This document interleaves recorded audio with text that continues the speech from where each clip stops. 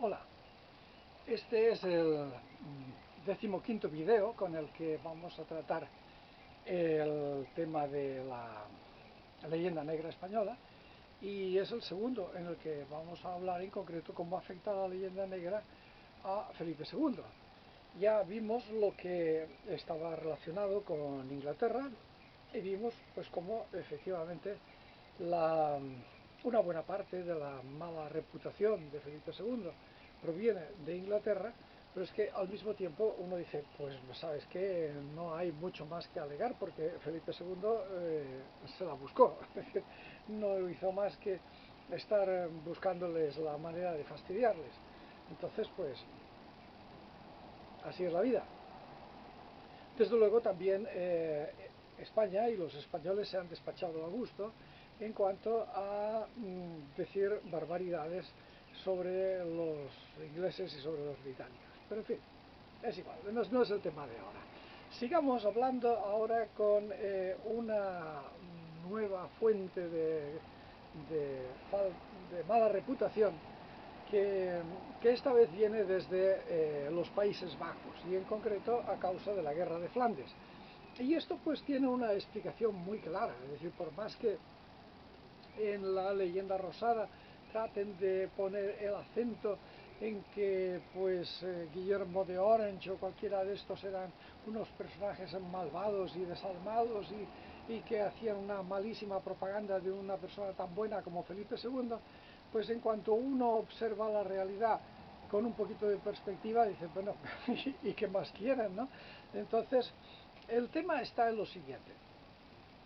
Flandes era la tierra de Carlos I. O sea, Carlos I era un flamenco. No era español, era flamenco, que le tocó ser rey de España, ¿no?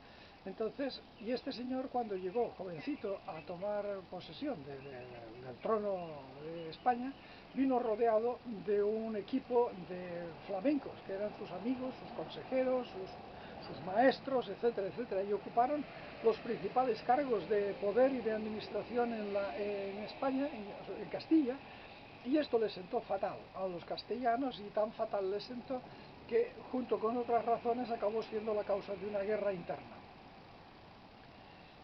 Quizá esto le sirvió de escarmiento a Carlos I porque, bueno, pues porque cambió esa forma de hacer las cosas y porque puso como gobernadora de los Países Bajos a su hermana, María de Hungría, que era flamenca también, nacida allá y que, bueno, y que además parece ser que esta mujer, María de Hungría, además de ser de allá, de que los flamencos la veían como uno de ellos, que hablaba su idioma y que vivía su vida como ellos, pues encima parece que esta era la lista, la inteligente de la familia, ¿no? O sea que mientras el emperador Carlos y los otros hermanos no eran tan competentes, María de Hungría la reconocen como que era la inteligente.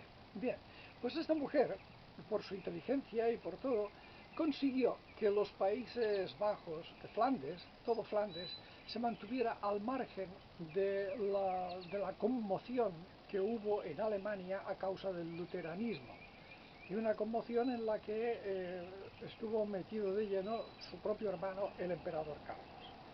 Y hubo guerras y aquello fue un desastre. Bueno, pues todo esto no sucedió en Flandes.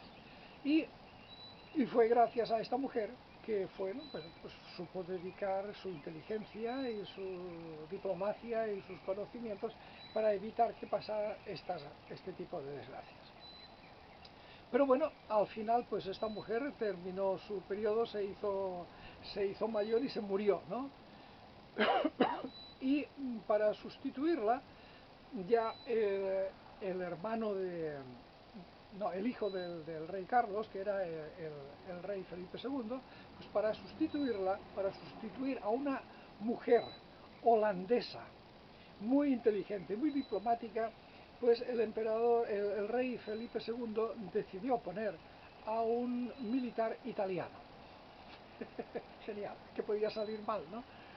Bueno, afortunadamente no estuvo mucho tiempo, creo que estuvo unos 5 años este hombre, y después estuvo como gobernadora parece ser que Felipe II ya se olía que había metido la pata, puso como gobernadora a otra mujer, que esta vez era hermana suya, caso paralelo al de Carlos I. Carlos I puso a su hermana María de Hungría, él puso a su media hermana, porque no era completa, era hermanastra, era una hija bastarda de su padre, que Carlos I había intentado construir la gran unidad europea dejando hijos por todas partes.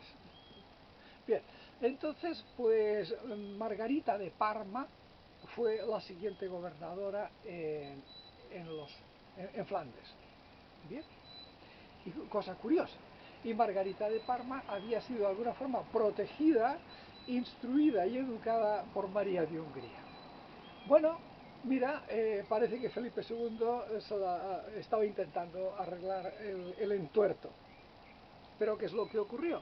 Que mientras que su hermano, digo, su padre, Carlos I, sabía delegar, o quizá no sabía delegar y era lo suficientemente, bueno, que lo haga otro, ¿no?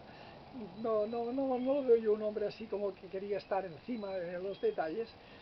Pues Felipe II no, Felipe II con su mentalidad de secretario quería enterarse de todo, quería dirigirlo todo, quería ordenarlo todo, quería supervisarlo todo.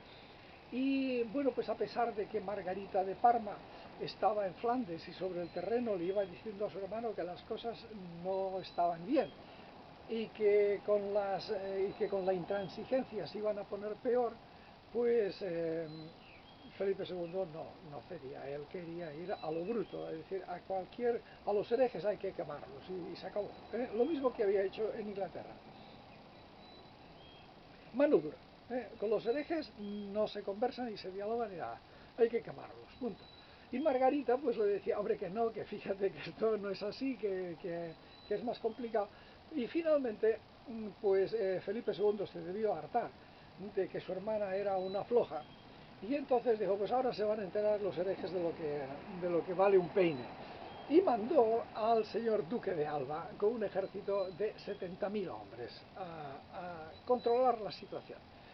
Y vaya si la controló también que ya la perdió para siempre. Es decir, el Duque de Alba llegó a hacer lo que sabía hacer, el bestia. Es decir, matando gente, reprimiendo gente, machacándolo todo por todas partes.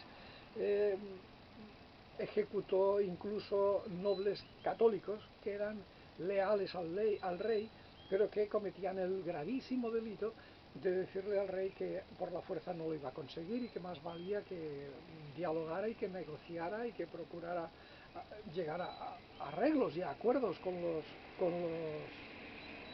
protestantes, con los calvinistas que había en los Países Bajos. Esto, nada. Es decir, el señor Duque de Alba fue y como mastín fiel a su amo, machacó, destrozó, bueno, y casi arrasó con todo. Es decir, prácticamente casi lo consiguió una victoria por aplastamiento, pero le faltó el casi. Mala suerte, no siempre se tiene todo. Y entonces el casi significa que España y Flandes estuvieron en guerra durante 80 años. 80 años, que se dice pronto, ¿eh? Aquello fue un desastre financiero, moral, ético, demográfico, bajo cualquier punto de vista que lo quieras ver, ¿no? Obviamente, vamos a ver, tienes que pensar y que darte cuenta también que la desproporción de la guerra de Flandes es monstruosa, porque las provincias rebeldes eran nada, eran una cosa más pequeña que Galicia, o sea, sí, más pequeña que Galicia, ¿no? Una cosa que tú atraviesas los Países Bajos, lo que en España llamamos Holanda, erróneamente porque es más de Holanda, los Países Bajos te los atraviesas de punta a punta en 3 o 4 horas. De punta a punta, se acabó. Bueno, pues este era el grandísimo enemigo que tenía Felipe II. Y 1,5 millones de habitantes en aquella época, que comparado con la extensión y el poder demográfico y el poder financiero y el poder militar y el poder de todas clases que tenía, estratégico, táctico, todo, que tenía Felipe II, bueno, era pues como enfrentar a un elefante con un ratón, algo así, ¿no? ¿Y quién iba a apostar que ganaba el ratón? Nadie, pero el ratón ganó. Pues mira, porque aguantaba y porque resistía y porque subía y bajaba y se escondía y volvía a salir y volvía a esconderse y volvía y le daba un mordisco al elefante y salía corriendo y volvía a esconderse y el elefante como loco pisando y dando patadas por todos sitios, ¿no? Bueno, pues esta es la desproporción que hay que ver, que era monstruosa. Obviamente los que los rebeldes flamencos utilizaran la propaganda para defenderse, pues no tiene nada de extraño. Es decir, esto es lo que pasa en absolutamente todas las guerras. También la propaganda que utilizó Felipe II y los demás para agraviar y decir barbaridades contra los protestantes, pues se despacharon todo lo que quisieron. Pero el caso es que los holandeses, que además pues tenían medios y no tenían un pelo de tontos y tenían imprentas y tenían etcétera, etcétera, pues entonces organizaron una campaña tremenda contra Felipe II, en la que, entre otras cosas, se le llamaba el demonio del mediodía, que para los que quizá no estén familiarizados con este término significa el demonio del sur. Bueno, pues entonces así le quedó el nombre a Felipe II. Y bueno, y no hacían más pues que eso, que insistir en el fanatismo, en la ferocidad, en la violencia, en la agresividad, la intolerancia y la falta de diálogo. Y tenían razón, y tenían razón. Muchas veces los rebeldes de las Provincias Unidas estuvieron dispuestos a negociar. Felipe II nunca quiso negociar nada, solamente quería el aplastamiento, nada más. Incluso en un momento determinado fíjate tú hasta dónde llegaba el asunto y por qué te digo que esta leyenda negra tiene pues toda la razón, que le llegaron a decir, oiga, bueno, pues si comprendemos que los rebeldes protestantes deben ser castigados, pero quemarles vivos es un poco excesivo, quizás si les pusiéramos, no, quemarles vivos y expropiarles todo, ¿eh? Quizás si les pusiéramos otro tipo de castigo, a lo mejor... Bueno, no.